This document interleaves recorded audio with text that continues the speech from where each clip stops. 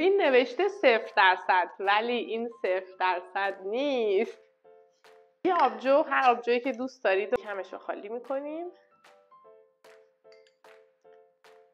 3 cl آب آناناس، 1 cl از این سیروپ بلوکروسائو که خونگیش هم بهتون یاد دادم. حالا هر مشروبی که دارید، هر چیزی که دم دستتون و هر چیزی که باهاش حال میکنید. من اینجا ودکا دم دستم بود، ودکا میریزم توش. هر که دوست دارید بهش ودکا اضافه کنید، ولی زیاده روی نکنید دیگه، بس خیلی نشه دیگه. حدود 3 cl آب لیمو تازه کم همش میزنید.